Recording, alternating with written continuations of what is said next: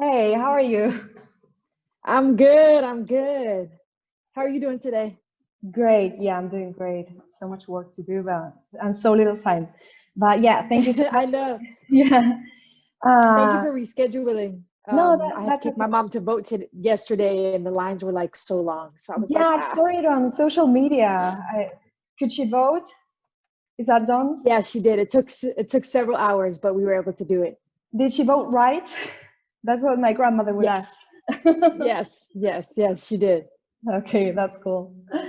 So, okay, let's just start. So, thank you for giving me this time to interview you. The first thing I want to ask you is that I'm very interested as a foreigner, Latina, because I'm in Argentina.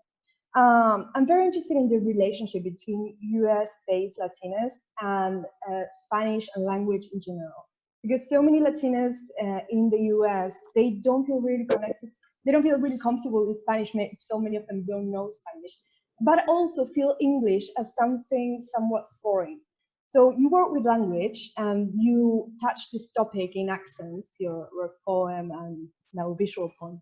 So how do you feel your relationship with English is and with Spanish, and how can Latinas be empowered to feel comfortable with language and use it in literature, but also in poetry? That's a great question. I think Latinas and Latinos and Latinxes in the United States are a very diverse group of Mm-hmm. people. And so I never purport to sort of speak for everybody else's, anybody else's experience. But there are many Latinos who are fully comfortable, who are bilingual and speak both languages very fluently and are very comfortable in both languages. And then there are also some Latinas and Latinos who, there are many Latinas who are very comfortable in both languages. And then there are many Latinas who are, less fluent in Mm-hmm. Spanish because of things like assimilation and the pressures to assimilate, right? And the conflation of success with sort of watering down one's culture, right? Which is a notion that I really reject. And so for me, my relationship with English and Spanish is complicated and it's fraught. And while it is I'm a language worker. Mm-hmm. It is sort of language is my toolkit. Um, it is also for me about mapping my relationship with language and mapping that relationship and sort of trying to reimagine it. My mom was born in Puerto Rico. My father is a white Jewish Latin jazz musician. So I grew up in a multicultural home Mm-hmm. where I heard Spanish. My mom is primarily a Spanish speaker. That is her first language. And so it was Spanish was around me, my whole entire life. But because I was not raised to be fluent in that language, right? I speak conversationally, and my fluency is better now than it was when I was younger. Um, it didn't change that I paid attention to the temperature and the pitch of the language that was spoken around me. My dad being a musician, I was, and my mother always playing salsa and merengue around the house. I didn't always understand the words, right? Because I wasn't fluent, but I understood the power of language because I was paying attention to how the words were delivered and the weather of those words and the temperature of the language and the inflection and how a word can make you feel by how it was delivered. And so that was something that I carry with me and that influences my work. Regarding English, it's always really complicated for me because I've seen how English dominant spaces have been really othering for my mom, right? Even writing in English, she understands some of what I write, but she doesn't understand all of it. And so I'm sort of, I always wrestle with that question: is how do I write something that in some ways my mother can't sort of understand in terms of just literal the English language, because it is written in a language that she's familiar with, but that she's not always 100% fluent in, right? And so there's always that tension for me in the work that I do, but it's a tension that I think is worth exploring. You said something really interesting just now, that is that you were paying attention when you were a kid to the way the words were delivered, right? And I think that's very, very obvious in the way you speak when you deliver your poems, right? So there's like a very big component of orality, right? Is that a word in English? I don't even know. There's like a strong oral component in your poetry. That's what I mean. How do you feel about that regarding, for example, if we're going to introduce your poetry to our readers, should they read it or should they always listen to it? How do you feel about that double delivery with your poems?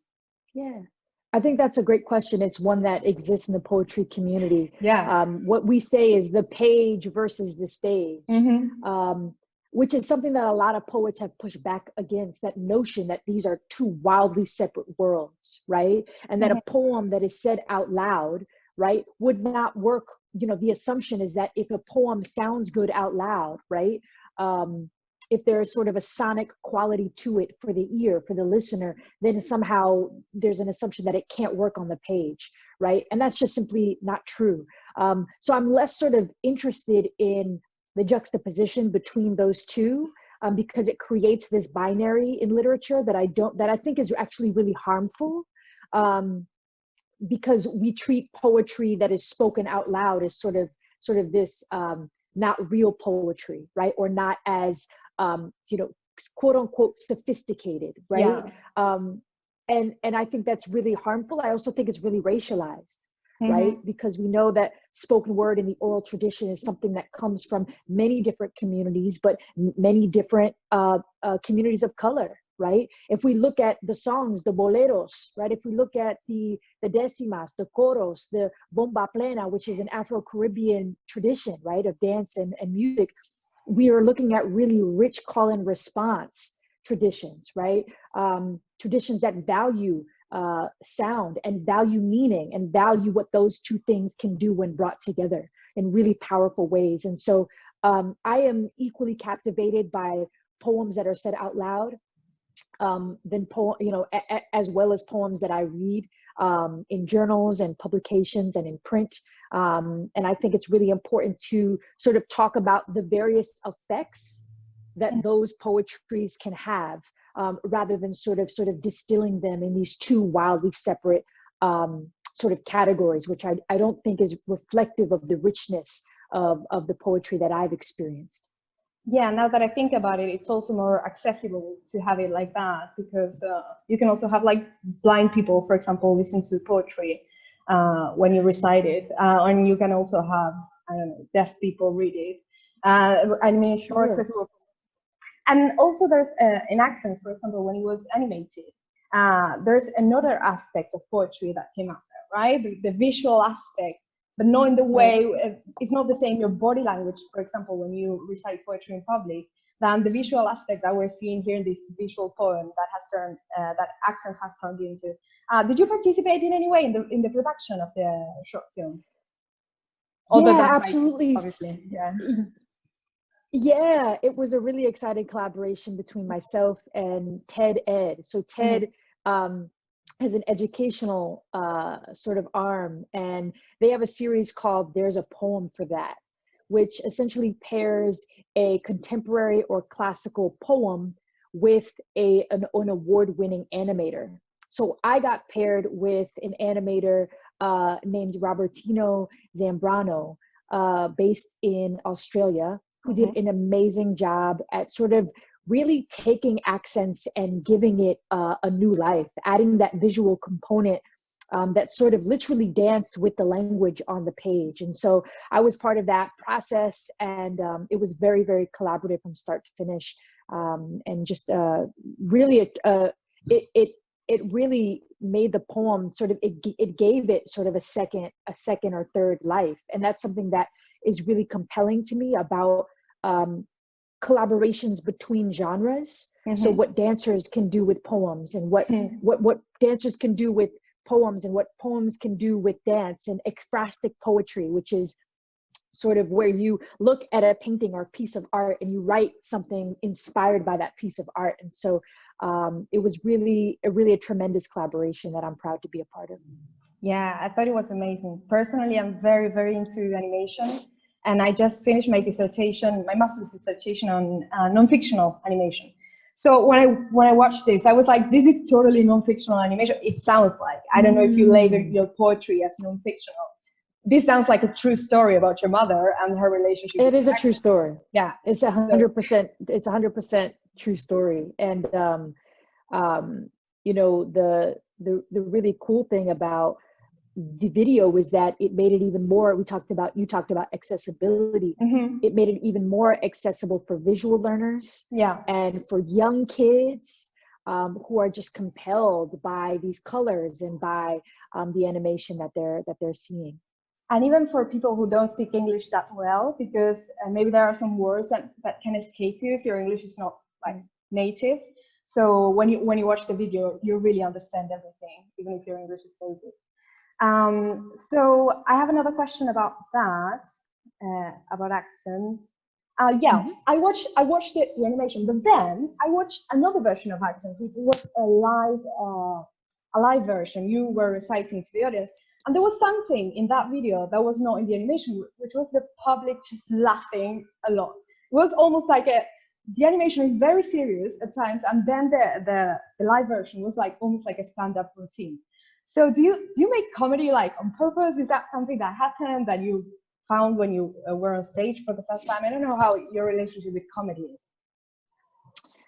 I think that well, I think what was so great about that live performance was that it was at the New Rican Poets Cafe, which is a really iconic venue for poetry in general, but also where the New Rican poetry movement sort of found, a home. So I'm an extension. I would not be here if it wasn't for the New Rican, poetry movement, let alone the New Rican Poets Cafe. And so it's always, it's really that performance is really meaningful to me for those reasons. And it's different when you're performing a poem in front of people who they're not laughing because they're laughing at my mom. They're laughing because they know my mom, because they have their mom too that has an accent. And that's a really important distinction for me, but it's what makes that performance in particular really, exciting and a good memory. But to answer your question about comedy, I think I didn't set out to be I'm not a comedian by any stretch of the imagination. But I think that humor can be used to critique power. And humor is very disarming, right? You can be laughing at something, and laughter sort of creates a pathway for reconsideration or critique. By the time that you're finished laughing, you're sort of making sense of what you found funny and sort of reflecting on that. And so I think humor is a really powerful form of critique and a powerful form rhetorical device that I use because it can be disarming, and because when we get to really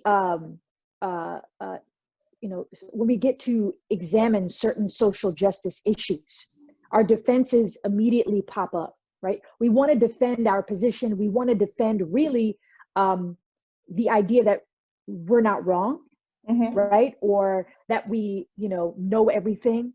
We get very defensive because these are very sensitive topics. And I think that humor can be used as a way to work around that. Yeah, you put your defenses down in a way when you're faced to humor, right? So now I want to talk a little bit about being a poet or being an artist as a job. Like you live in New York, right? That's a very expensive city. I'm actually based in Philadelphia. Oh, I'm from New York. Okay. Yeah, I'm born and raised. Sorry about that. I'm born and raised in New York City. That's okay. A lot of people think that. I'm born and raised in New York City, but I'm based in Philadelphia. So I'm sure Philadelphia isn't cheap either.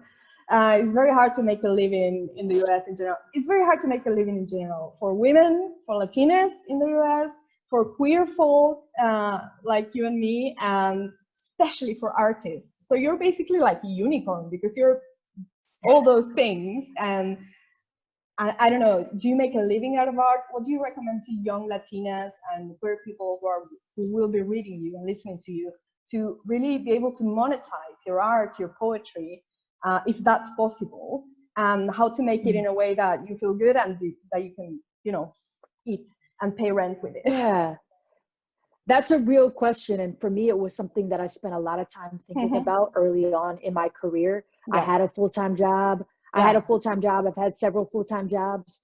And really for me, it was about making that leap to being a full-time artist when I felt I had built enough of my career my artistic career had grown to a place where I could take that leap. Right. And so, you know, I'd been performing for you know, I think almost a decade before I ever was able to take that leap. And I did so for a couple of reasons. I never sought to monetize my work. I never sought to go viral. In fact, there were not many poetry videos that went viral by the time that one of my first videos, Dear Straight People, went viral in 2013, I believe. And I didn't even know there was a camera in the room, right? I had no idea I was being filmed. And so I attribute it to many things, but my philosophy has always been, if you continue to work really hard and create things that matter to you, your audience will find you and collaborators will find you. And I really, really believe that every piece of work you create leads you to the next opportunity, right? And to the next thing. So I wrote poems that mattered to me. And I was really, really lucky that they were filmed. And this was at the time that YouTube was really taking off and poetry videos were starting to go viral. And you know, I feel lucky to have been a part of that, and that visibility was brought to my work. And then I went on tour. I toured colleges for many years, many years. And that's how I was able to go full time. But prior to that, I was not able to. I was doing it after work and on the side, and it was really grueling. And with the help of applying for some grants, I applied for a local grant in Philadelphia that supports women and women artists creating work. And I was lucky enough to get really a transformational gift that sort of paired with sort of devoting more time to these shows and events outside of work. I was able to finally leave my job. But it's not easy. And a lot of people who are incredibly talented do not have the privilege and of being a full-time artist. And so for me, the only thing I can say is continue to make the things that you love, because they will last forever. And whether, no one can take that away from you. And for me is when I sort of question, when I have moments of doubt, or when I question sort of where I'm going in my career, I just always return back to the thing that got me here. And it was the work and putting one foot in front of the other, and having your audience through that process find you, and using platforms. I mean, I'm not a super digital savvy person either. But I think, especially in the digital age, especially in the age of Instagram, and there are poets putting their work on Instagram and on Twitter and on YouTube. I mean, really put yourself out there and write the things that matter to you. And I think that instead of I never felt this pressure to sort of, get a certain amount of views. I just don't operate that way. But what really mattered to me, sort of what was currency to me, was whether people wanted to collaborate with me, were the messages that I received from people all over the world who came out to their parents because they saw a video, or who felt less shame for having an accent, or who felt less shame for, the languages that their parents speak, right? Because they saw something that I created. And so I can, that's sort of what I can offer is, it isn't easy. And we know that the art world is largely, the people who pull the levers are largely people who don't look like us or identify like we do. But we are out here. And there is such an appetite for our voices and our stories. And I want to encourage anybody who is tuning in to this interview, if you are Latinx, if you are Latina, if you are LGBTQ, if you're queer, know that you can write the things that matter to you. You can write about them, and they don't have to be in silos. You can write about being a queer Latina. You can write about what that experience has been like for you. Because the really amazing thing about poetry is that it is set up to hold more than one thing at a time. It is set up to hold plurality. You know, I always say that I came to poetry because I didn't have to make sense to make meaning, right? I didn't have to be legible. I didn't have to be legible to be discoverable, that I still mattered, even in my nuance, even in my mess, right? And the beautiful thing about queerness is that we always find each other. We always find each other. We know. Talking about that, and I hope this doesn't make you uncomfortable, but many of the comments on your YouTube videos were like 80% of the comments in some of the videos were like, I'm so in love with you, like you're so beautiful, I'm in love with this girl. How did you feel about that? Do you read the comments on the YouTube videos? No, I don't read the comments. Oh my God. I don't read the concept. I did in the beginning, but then I you know, it's a free for all in the comment section, and no, they're very positive. If you ever feel like you need an ego boost or something like that, you should go and read the comments, because they were like, good to know. Yeah, good to know. Good to know. I'll note that. Yeah, it was very funny because so many comments saying I'm in love with this girl, like so many of them. Oh, and I wanted to ask you another little thing. We already talked about language before and about Spanish, but just a tiny question. Do you ever want to see your poems translated into Spanish, or would you ever like to write poetry directly in Spanish? Yes, it's something that I'm working on. Oh, yeah? I definitely want my poems to be, I definitely want my poems to be translated in Spanish. And I'm working on my manuscript now for my debut poetry collection. And when that comes out, I would love it for all of it to be translated into Spanish. It's something that is really important to me. And, I speak fluent, I speak conversationally, and I'm working on my, most of my friends are Latina, Latinx, and queer, and they're fluent in Spanish. And so when we're together, I'm speaking, Spanish with them and practicing with them. And it's really empowering, because I felt like when I was younger, a lot of my attempts to speak were sort of mocked, right? Or made fun of, right? Or you didn't say that right, or that's not how we talk, or right, like just sort of correcting, or just saying that's wrong, right? That's wrong. It makes you shut down, right? Or then questions, people questioning, why don't you speak fluently? What's wrong with you, right? As if that was sort of my choice. But as an adult with agency, I've been taking, it's really important to me. I've been putting a lot of effort in just speaking Spanish to my mom, we speak Spanglish, but speaking in full conversation, and it's been really powerful to sort of build that different relationship. It's a deeper relationship in some ways. When you're speaking in Spanish, there are things that you miss that can't be translated in English. And so while I understand a lot of what I hear, it's great to be able to speak back and converse in that way. So yes, to both of your questions. And I would love to write in Spanish myself too. That's awesome. Yeah, you should. I don't know, the way you work around English is so great. I would love to see that in Spanish too. I'm sure you can do it too, because it's not so much about the language or the vocabulary you have or not. It's more about the logic you put into it, or the art you put into it. I believe that's my opinion. So one last question regarding language too, not Spanish in this case. Also in Spanish, we have Latinx and gender neutral terms now and pronouns, but it's also happening in English, right? You have the they pronoun, the Z, her, some other options, right? So how do you feel about being in this historical moment where the language is changing to fit our new gender identities and other sexual and gender identities and issues in general? I find it all really important. I think that language has always moved. It always bends and blends like we do. And so, language evolves. And I really feel grateful to sort of my trans Latinx, friends who really push the boundaries of language, and to those sort of pushing against the gender binary, right?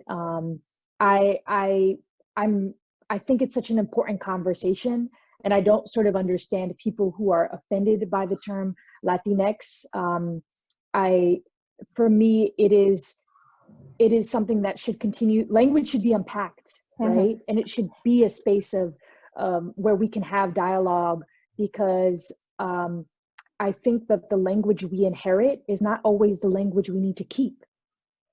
And for me, I'm always interested in conversations that involve examining language and sort of trying to get closer, if we can, to language that feels like home, right? And I would not judge or get in the way of anybody trying to find the language of home for them. That's awesome. Very powerful. Okay, Denice, I'm sure you have other commitments, but thank you so much for your time. It's been amazing. Muchísimas gracias, Sofía. Gracias a vos. Placer.